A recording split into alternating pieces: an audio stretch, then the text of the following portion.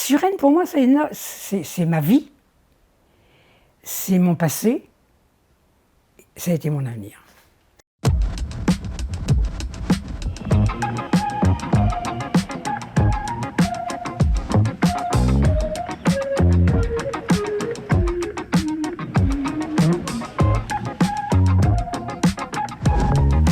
Le samedi, j'allais au lavoir. J'étais gamine et il y avait une ambiance de fraternité. C'était la cité, c'était la vie. Elle était très connue dans les années entre les deux guerres pour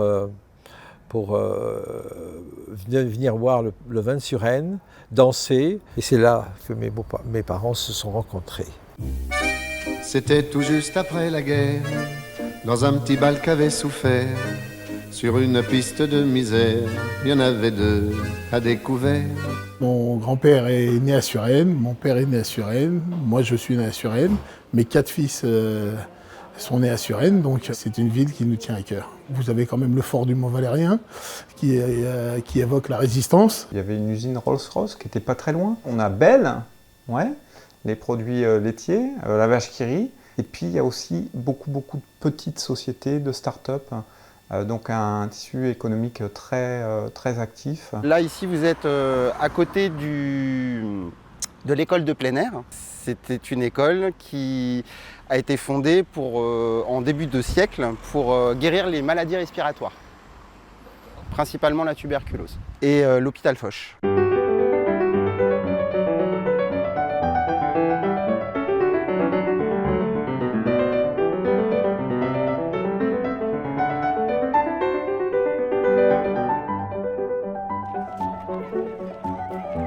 Quand je suis arrivée à Suresnes, c'était comme si je venais de la Côte d'Ivoire. En fait, c'est comme je vivais en Côte d'Ivoire. On vit ici en communauté, on se connaît. Par exemple, il y a un fleuriste qui est là, il me connaît. La pharmacie, ils me connaissent. Je n'ai pas eu l'intention d'être à l'étranger. J'étais comme chez moi. J'ai rendez-vous avec vous, monsieur Guine, pour une interview pour la municipalité de Suresnes. Bonjour, monsieur. Madame Blino, c'est laquelle? Bonjour. Bonjour Sandra, oui, je vais bien et vous-même? Bonsoir, monsieur Gouault. On vient discuter de l'avenir de Suresnes. Avec plaisir. Un petit café, allez, je vous ai fait un petit gâteau aussi au citron si vous avez envie.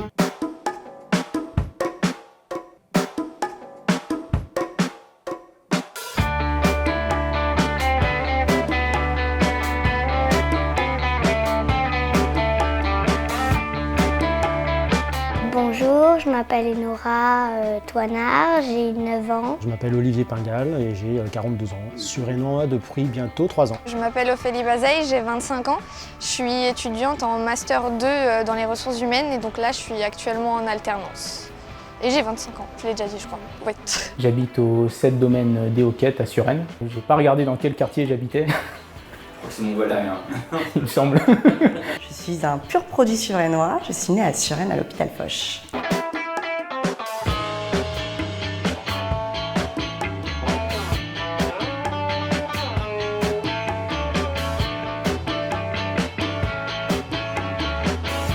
Je m'appelle Hervé Guine.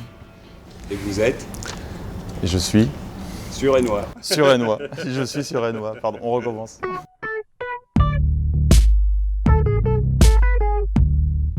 Pour moi, Suresnes, c'est vraiment un lieu où on a des espaces. La cité-jardin est quand même caractéristique d'un mode de vie aussi qui est assez intéressant. C'est pas vraiment comme ce qu'on peut penser, par exemple dans le 93 ou dans des quartiers comme ça où les cités sont très...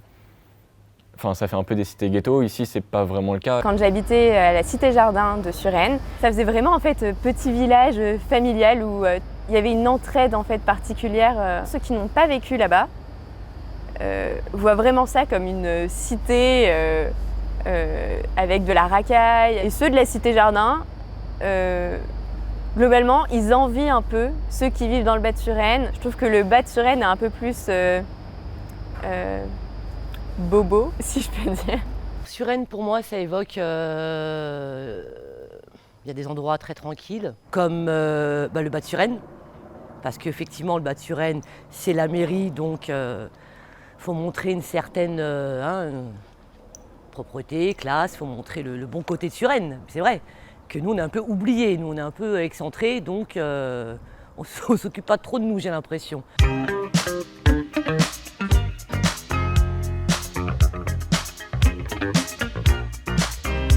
Nul ne part de Suresnes sans y revenir, ça dit bien ce que ça veut dire, et c'est vrai. Quand je suis passée sur le pont de Suresnes, je me suis dit c'est là que je vais vivre. Parce que j'ai été charmée par cette ville, mais il y a 30 ans de ça. Hein. Il y avait énormément de commerce, c'était très vivant. J'ai été assez déçue quand je suis revenue, parce que j'ai trouvé que en fait, cet avant-gardiste qui était Suresnes, il n'était plus avant-gardiste. Pour moi, Suresnes est une ville qui a changé. J'ai des souvenirs de Suresnes plus conviviaux quand j'étais un petit peu plus jeune. Je trouve que c'est une ville qui évolue avec beaucoup de bureaux. Donc pour le travail, c'est très bien, ça se développe. Par contre, humainement, je trouve que ça s'est un peu fané. Cette semaine, c'est la semaine du film musical. Et étant une grande femme de film, j'y vais tous les soirs avec ma maman et c'est sympa, ou même avec mes copains. Le Belvédère qui est pas loin aussi, où dedans généralement il y a une après-midi jeu, il y a des jeux de société, ou alors il y a une boom qui est organisée quand on est en 6e par exemple. On est plus petit mais c'est sympa, ça rapproche beaucoup de gens. Moi j'habite dans le Bas-de-Suresnes, mais je suis déjà allée dans le Haut-de-Suresnes parce que je faisais de la danse là-bas et en fait j'ai découvert un tout autre endroit que je connaissais pas du tout mais qui est tout aussi sympa. En haut, il y a le stade Maurice Hubert, qui est quand même relativement affilié aux White Harriers, au club d'athlétisme et au football, à la JSS. Si on continue un petit peu plus juste à côté, dans la rue d'après, il y a le théâtre Jean Villard, qui accueille notamment Suresnes Cité Danse, un festival de danse à Suresnes qui est très réputé.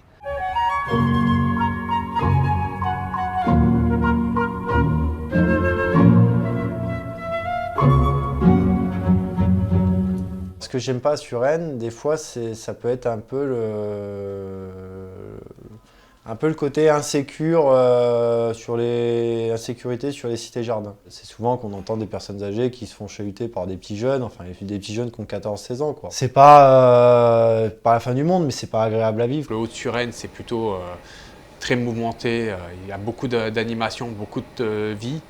Moi, je suis sur le Bas-de-Suresnes, j'habite dans le quartier République. Les gens ne sont jamais là le week-end, dès qu'il y a un jour férié, ils ne sont pas là.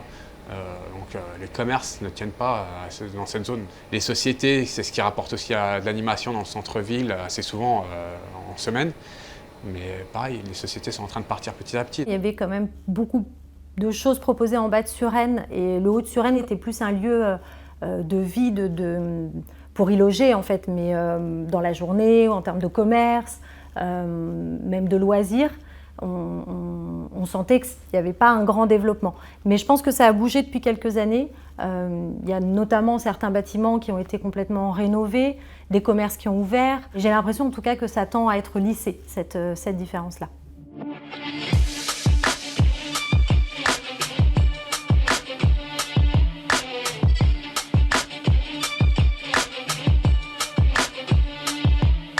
Nous avons pavillon, nous avons HLM, on a mélange de toute population, que ce soit âgé ou peu âgé, nous avons maghrébins, nous avons français, nous avons chinois, enfin, et c'est un mélange qui s'entend bien. Mon papa était très très raciste, hein, et du coup le fait de venir sur Suresnes, ces rencontres magnifiques. Ce qui fait la richesse de Suresnes, c'est sa mixité sociale, et la grande réussite de Suresnes, c'est qu'elle a pu le faire par l'intermédiaire de son système éducatif. Cette mixité sociale, elle me donne une intelligence émotionnelle dans mon milieu de travail, une empathie, un leadership en fait finalement naturel qui se crée en vous. Et ça, je suis sûre que vraiment dans le monde du travail, c'est une richesse inouïe. Quand j'étais plus jeune, je voyais plus de gens qui me ressemblaient, si vous voyez ce que je veux dire. Et j'en vois de moins en moins. Il y a moins de pauvres, tout simplement. Il y a plus de riches. En gros, concrètement, bref, on va droit au but. Suresnes, c'est embourgeoisé. Je pense que derrière, il y a un message politique pour donner une meilleure image de la ville. Et il y a des amalgames qui sont faits entre les pauvres et la délinquance et machin et tout ce qui s'ensuit. Mais ça, c'est un problème national. On va dans des débats nationaux, mais ça se passe à petite échelle à Suresnes. Je suis arrivée ici avec des préjugés que j'ai entendus. Comme quoi, là-bas, c'est la ville des riches. C'est une ville typiquement de Français. On n'accueille pas les autres communautés là-bas. Mais quand je suis arrivée, c'est tout le contraire que j'ai vu. Je trouve que les gens sont sociables, bien éduqués, en paix.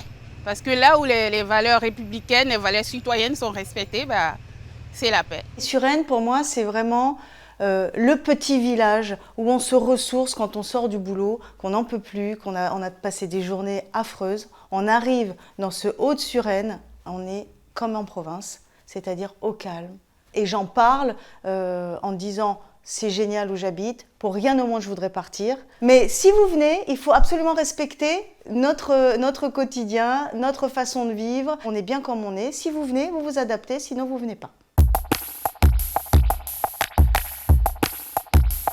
Suresnes, elle fait comme les autres villes. Elle rajoute des nouveaux bâtiments et tout ça. Elle commence à rajouter des gratte-ciel, comme notamment à la Défense. Les bâtiments sont un peu vieux, ça fait longtemps qu'ils sont là et c'est bien de la renouveler pour qu'elle soit plus belle qu'avant. Ça va bouger, je pense.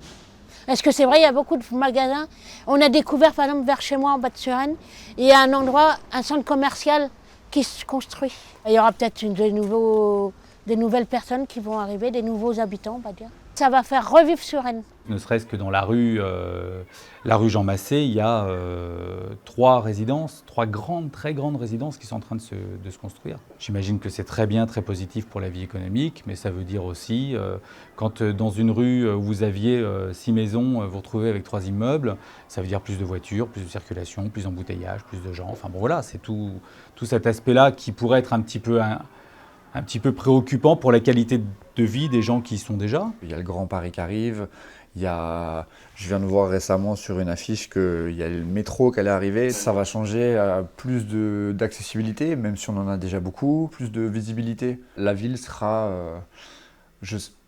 partie des plus attractives d'Île-de-France. Les travaux des Grands Paris actuellement, les immeubles qui se construisent toujours de plus en plus proches de la banlieue, les accès qui apparaissent et la frontière qui pouvait exister avant, ne serait-ce que par l'architecture qui finalement disparaît. J'ai la crainte que Suresnes devienne Paris parce que je pense que la région parisienne y perdrait en diversité. Je l'imagine avec déjà beaucoup de monde, une densité de population qui va être vraiment beaucoup plus élevée qu'aujourd'hui. Moi, en tant qu'habitante, ça m'inquiète un peu, même si c'est le jeu d'habiter en banlieue parisienne. On sait que de toute façon, il faut loger, il faut construire. Après, quand on voit ce qui s'annonce, c'est assez oppressant pour une ville toute verte comme ça.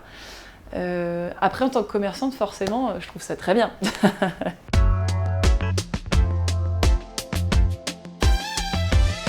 Pour moi, Suresnes, dans le futur, ça va un petit peu plus se rajeunir. La Défense, il y a des grandes écoles. Pareil, il y a Paris à côté. Et donc pour moi, ça va être un peu l'endroit où il y aura beaucoup de jeunes qui vont venir habiter parce que c'est proche de Paris, c'est proche de la Défense, mais c'est pas non plus les tarifs de Paris. Au final, je pense que la ville va se moderniser avec justement l'arrivée de ces jeunes, donc on n'aura pas le sentiment d'être envahi.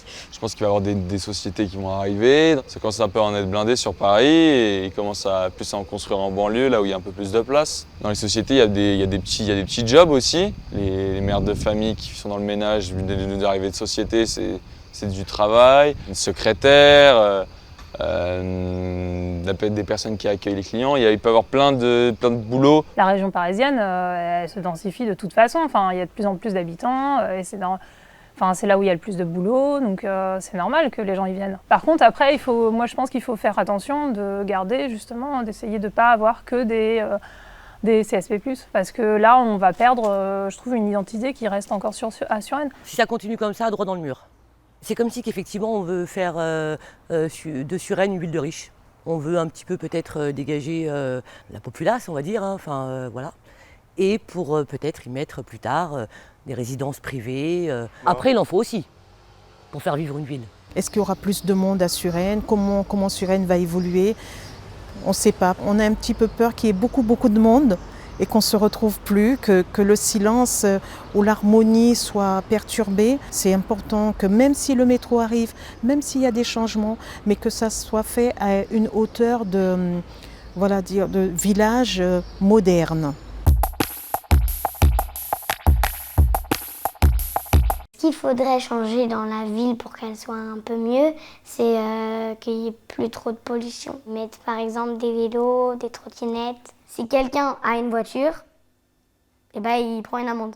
Il y a de plus en plus pour les pistes cyclables et les vélos, mais ça reste encore souvent peu adapté. Peu d'endroits où on peut passer sans avoir beaucoup de voitures. Il faudrait peut-être installer des rampes, peut-être percer des nouveaux passages sous le train. Ce qu'il faudrait changer à mon sens, c'est d'améliorer la connexion entre le haut et le bas de Suresnes, parce que certains équipements sont plutôt en haut, le théâtre, d'autres plutôt au milieu, la piscine, d'autres plutôt en bas, le conservatoire ou certains commerces, en haut et en bas.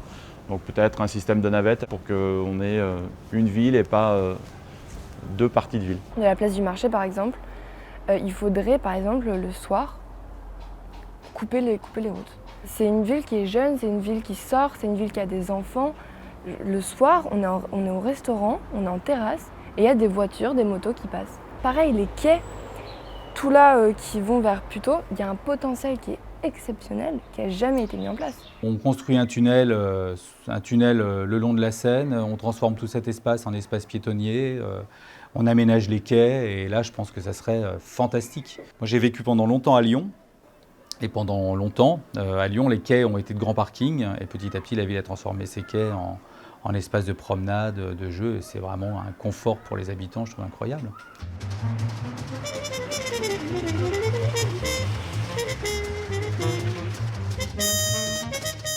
Ce qu'il faudrait changer en priorité, en fait je pense l'accès au logement. On habite dans un logement où il y a 2 pièces et donc du coup 2 filles, 2 garçons dans chaque pièce. Mais du coup pour ma mère il n'y a pas de chambre pour elle. Du coup elle dort entre guillemets sur le canapé, vous voyez. Elle ne devrait pas se contenter de ça, qu'on devrait avoir un logement adapté pour nous, pour nos études aussi. Essayer de rendre un dialogue plus facile avec les offices HLM. Les HLM de Suresnes, c'est un grand organigramme avec chef, sous-chef, sous-chef. Le problème des gens qui sont souvent installés à des postes comme ça, c'est que c'est des gens qui bénéficient d'un certain statut et qu'on ne peut pas atteindre. Les démarches administratives à Suresnes, je trouve que c'est très long. Par exemple, pour déposer un dossier de demande de mariage, à Suresnes, il faut attendre minimum 1 mois et demi, alors que dans les mairies d'à côté, et je vais donner l'exemple de Courbevoie, en 1 semaine, on avait un rendez-vous. Et même le site sur lequel on prend le rendez-vous, il est vieux, mais comme à la création d'Internet. L'accessibilité justement à certains services administratifs qui ont disparu, notamment la sécurité sociale et la CAF. La sécurité sociale, c'est la santé. Ça fait partie du domaine de la santé et on a tous besoin, on peut tous avoir un problème de santé. C'est bien maintenant, tout est un peu dématérialisé, tout se passe par mais il y a des personnes qui n'ont pas d'ordinateur, qui n'ont pas les moyens de s'en acheter. Moderniser les équipements collectifs et sportifs qui sont vieillissants. La piscine de Suresnes, je la connais, ça fait 40 ans qu'elle est toujours pareille. Je suis jamais allé à la piscine de Suresnes parce que les horaires sont assez farfelus. Ouvert, fermé, ouvert, fermé. Ouvert au grand public, non fermé au grand public.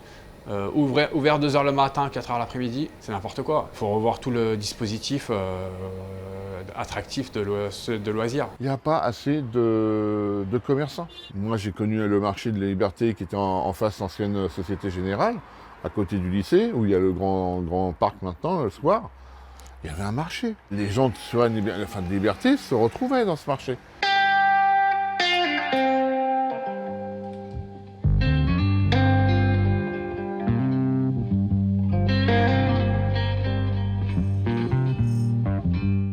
De chance avec les écoles qu'on a eues avec nos enfants en primaire. Collège, lycée, un petit peu plus difficile pour nous. On a choisi de ne pas les laisser à Suresnes. Je pense qu'ils ont des profs absolument exceptionnels dans ces collèges publics, mais avec des élèves qui ne permettent pas aux élèves qui ont envie d'avancer plus vite de permettre aux profs d'être à plusieurs vitesses dans une classe. Les collèges à Suresnes, on n'a pas forcément une bonne réputation et on s'inquiète justement de où on mettra nos filles lorsqu'elles seront au collège. On sent que il y a eu des manquements, l'enseignement n'était pas forcément de qualité et donc forcément c'est pas rassurant pour nous, quoi. Je souhaiterais que mes filles aillent dans l'enseignement public, ne pas les mettre dans le privé parce que dans le domaine public on a cette mixité sociale qu'on ne retrouve pas forcément dans le secteur privé. Dans le bas de Suresnes, bizarrement, c'était assez riche, mais il y avait des coins où il y avait quand même des regroupements de jeunes, où pas... Enfin, il y a quand même aussi des tirs de mortier. Il faut que la ville arrive à trouver une solution à cette exclusion sociale, quoi. On peut pas laisser des jeunes dans un coin, enfin, à faire n'importe quoi. C'est à la fois pour les autres habitants, c'est pas agréable, et puis pas pour eux non plus. On peut pas laisser des gens en marge de la société, quoi. Essayer d'avoir une meilleure relation avec les jeunes du Haut-de-Suresnes, de venir serrer la main des jeunes, de venir à l'endroit où les jeunes traînent, de venir les voir en face et de leur parler. Ça tiendrait à informer les jeunes de ce qui se passe dans notre ville, et ça donnerait un peu plus grosse confiance, je pense. Je vais parler de la jeunesse. Ce qu'il faut changer, à mon sens, c'est principalement le dialogue. On nous dit qu'il y a des actions qui sont menées, qu'il y a des choses qui sont mises en place pour aider les jeunes à sortir de la galère, mais en fait, c'est pas un local qu'on confie aux jeunes, on leur met une PlayStation et puis ça y est, c'est juste pour... on achète la paix sociale. Mais c'est pas ça qui va leur offrir un horizon d'avenir, pour l'emploi. C'est pas ça qu'on recherche, quoi. Pourquoi pas imaginer du coaching pour des retours à l'emploi de la part de personnes qui ont justement des facilités, etc. Enfin, de créer une forme de mixité et que ça soit un moyen qui soit sponsorisé ou activé par la ville, c'est quelque chose de très fort, quoi. Mais je parle pas de petites démarches d'association dans un coin ou dans un autre. Je parle d'un truc conséquent, quoi.